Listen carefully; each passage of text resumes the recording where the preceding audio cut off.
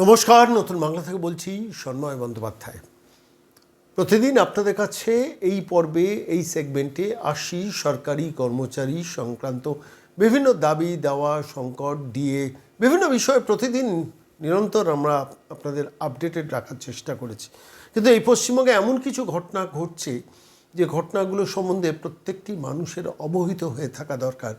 Mainstream media, Bangla সংবাদ মাধ্যম যে কোনো কারণেই হোক, যে খবর চেপে যায় আমাদের মনে হচ্ছে আপনাদের অবহিত করা দরকার। আমি এমন একটা বিষয় নিয়ে আজকে এলাম, 505টা বহুতল সম্ভবত ভাঙা পড়তে চলেছে। আমি সম্ভবত কথাটা বললাম এই কারণে যে আলটিমেটলি যতক্ষণ না সেটা হয় সেখানে সম্ভবত কথাটা প্রয়োগ করা উচিত।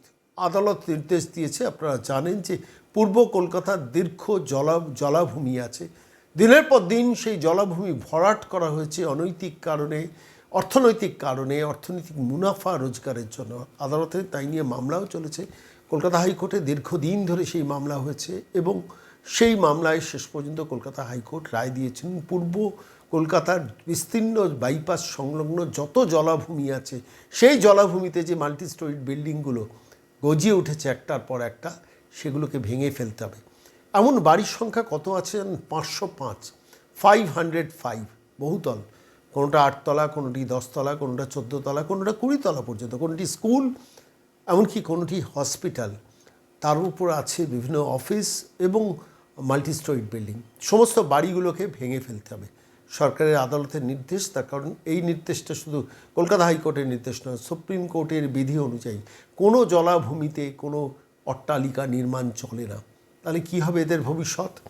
কলকাতা হাইকোর্টে এই সংক্রান্ত একটি মামলা চলছিল, সেই মামলায় জাস্টিস অমৃতা সিনহা রায় দিয়েছিলেন এবং শেষ পর্যন্ত মমতা বন্দ্যোপাধ্যায় সরকার প্রশাসন দীর্ঘদিন ধরে সেটা নিয়ে নানান প্রক্রিয়ায় ও ছিলায় চেষ্টা করেছিলেন আদালতের পুরো বিষয়টাকে বিলম্বিত করে দেওয়া, অর্থাৎ আদালতের নির্দেশ না মানা। বর্তমান সরকার, পরিবর্তনের সরকার সিদ্ধান্ত নিয়েছেন সরাসরি তার অ্যাডিশনাল যিনি অ্যাডভোকেট জেনারেল আছেন এই পশ্চিমবঙ্গের, বিল্বদল ভট্টাচার্য, সরাসরি জানিয়েছেন যে আমরা আমাদের সরকারের পক্ষ থেকে আদালতের রায় যাতে মেনে চলা হয় সেই ব্যাপারে সেই বিহিত ব্যবস্থা নিচ্ছি এবং সেই সংক্রান্ত বিষয়ে অগাস্ট মাসে পরবর্তী শুনানি আছে। তাহলে কি হবে এই 505টা অট্টালিকা? সম্ভবত তারা ভাঙতেই হবে। তার কারণ সেখানে যদি সরকার কোনোভাবে বেআইনি পথকে সমর্থন না করেন, অর্থাৎ সরকার যদি আদালত যা বলছেন সেটাকে মেনে নেন, তাহলে তো এদের কপালে ভাগ্য লেখাই আছে, আলটিমেটলি এদের বাড়িগুলো ভাঙা পড়বে। এত বড় একটা ঘটনা পশ্চিমবঙ্গের মাটিতে হতো না যদি দিনের পর দিন এই অবৈধ নির্মাণগুলো এবং বেআইনিভাবে জলা জমিতে দিনের পর দিন কর্পোরেশনের স্যাংশনে এই অট্টালিকাগুলোকে নির্মাণ করা হয়েছে আইনকে বৃদ্ধাঙ্গুষ্ঠ দেখিয়ে। কোনো দিন তারা ভাবেননি যে একদিন আইনটা বলবৎ হতে পারে। তাহলে কি হতে পারে ইম্প্যাক্ট? যারা বিভিন্ন ধরনের ফ্ল্যাট কিনেছেন কি হবেন, তারা কার কাছ থেকে ক্ষতিপূরণ পাবেন? যারা মাল্টি স্টোরিড বিল্ডিংগুলোর মুনাফা রোজগার করেছেন, যেসব বেআইনিভাবে জলাজমিগুলো বোঝানো হয়েছে সেই সেই সেই যারা বুঝিয়েছেন তারা তো অর্থ মুনাফা রোজগার করে পালিয়ে গেছেন। আলটিমেটলি ক্ষতিগ্রস্ত হবেন কারা? যারা শেষ পর্যন্ত এই অবৈধ কাজের অংশীদার হয়েছেন। আমি সামগ্রিকভাবে সমস্ত বিষয়টা বোঝার চেষ্টা করছিলাম। আমি আইনজীবী সুদীপ্ত দাশগুপ্ত আদালতে সম্ভবত এই মামলায় সংযুক্ত আছেন। আমি তাঁর কাছে সরাসরি গিয়েছিলাম, পৌঁছেছিলাম। আমাদের প্রত্যেকটি প্রশ্নের উত্তরে কি বলেছেন সুদীপ্ত দাশগুপ্ত এই বিষয়ে, এই 505টি অট্টালিকা ভাঙার ব্যাপারে শেষ পর্যন্ত কোন দিকে চলেছে আদালতের গতিপথ, সেই নিয়ে আমাদের অবহিত করেছেন আইনজীবী সুদীপ্ত দাশগুপ্ত। নমস্কার সুদীপ্ত দাস, সন্ময় বলছি। নমস্কার সন্ময় বাবু, বলুন।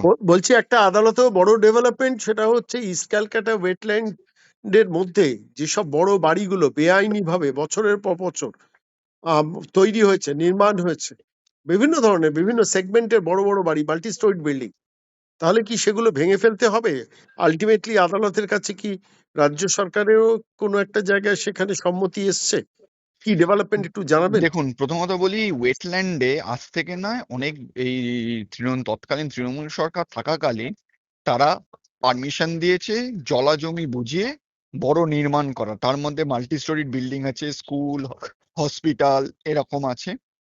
এই নিয়ে জাস্টিস অমৃতা সিনহা 2 বছর আগে ডিটারমাইন করে যে এরকম 505খানা বেআইনি নির্মাণ আছে হুম এবং সেগুলোকে ইমিডিয়েট ভাঙার অর্ডার দেয়।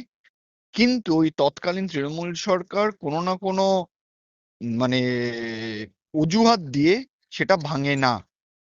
ঠিক আছে, হুম আলটিমেটলি যখন নতুন সরকার আসে, আসার পর যখন মামলাটি ওঠে, সেই দিন জজ সাহেব সাউথ চব্বিশ পরগনার ডিএম এবং আরো সমস্ত অথরিটি, কলকাতা মিউনিসিপ্যাল কর্পোরেশনের কমিশনার, এদের সবাইকে পার্সোনালি ডেকে পাঠান। তখন সরকারের পক্ষ থেকে অ্যাডিশনাল অ্যাডভোকেট জেনারেল দাঁড়িয়ে বলেন যে এই অর্ডার আমরা দেখেছি এবং কোর্টকে আশ্বস্ত করেন যে এই অর্ডার অনুযায়ী প্রত্যেকটা বেআইনি নির্মাণ তারা ভেঙে দেবে, যাতে করে আবার ওয়েটল্যান্ড ফিরিয়ে আনা যায়। না, কিন্তু এখন যে অবস্থা হয়েছে তাতে কি মানে সমস্ত এই বেআইনি নির্মাণগুলো ভাঙা হবে নাকি আদালতের কোনো একদম। না কোনো ইনজাংশন দেখুন, থাকবে আবার? এই অর্ডারটা আদালতই দিয়েছে এবং হুম। আদালতের অর্ডার মেনেই, কোর্টের অর্ডার মেনেই এইগুলো ভাঙা হবে। আজ না হোক কাল ভাঙতেই হবে। এটা দেখার যে নতুন যে সরকার তারা আশ্বস্ত করেছে আদালতকে যে তারা এই আদালতের অর্ডার মেনে তারা সমস্ত বেআইনি নির্মাণ ভাঙবে। আশা করা যাচ্ছে এই মানে যে আশ্বাস দিয়েছে তারা সেটা রাখবে এবং পরবর্তী শুনানিতে এসে কোর্টকে রিপোর্ট দেবে যে তারা সমস্ত বেআইনি নির্মাণ ভেঙেছে।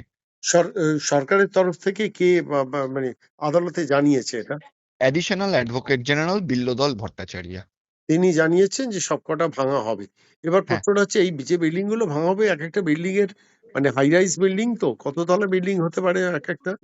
দেখুন 14 তলা, কোনোটা 15 তলা, কোনোটা মানে একসঙ্গে অনেকগুলো অ্যাপার্টমেন্ট, একটা বড় অ্যাপার্টমেন্ট ওনারশিপে অনেক হসপিটাল আছে, কলেজ আছে, অনেক কিছুই আছে, কিন্তু এটা নিয়ে তো বিজনেস আবার সেন্টার আদালত, আছে। এবার আদালতের জটিলতায় চলে যাবে দেখুন, না, আদালতের আদালতের কোনো ইনজাংশন? জটিলতাই যাবে না। যেখানে প্রমাণিত ওয়েটল্যান্ড, হুম সেইখানে সুপ্রিম কোর্টও বলে দিয়েছে কোনো ভাবেই ওয়েটল্যান্ডের ওপর কোনো নির্মাণ রাখা যাবে না।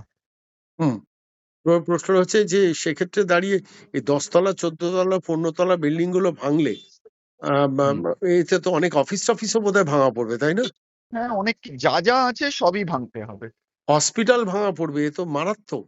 এটা লোকেশনটা একটু আমাকে বলবেন কোন ইস্ট জায়গা থেকে? কলকাতা ওয়েটল্যান্ড এরিয়া, যেটা পুরোটা, যেটা ইস্ট কলকাতা ওয়েটল্যান্ড এরিয়া, এর মধ্যে একটা আইনও আছে ইস্ট কলকাতা ওয়েটল্যান্ড অ্যাক্ট বলে। বাইপাসের হ্যাঁ, ধারে হ্যাঁ, যে হ্যাঁ, অঞ্চলগুলো। সংলগ্ন। ওখানে একদম স্পেসিফাই করে দেওয়া হয়েছে কোন কোন মৌজা, কোন কোন এরিয়ার কোন কোন দাগ নাম্বার ওয়েটল্যান্ড।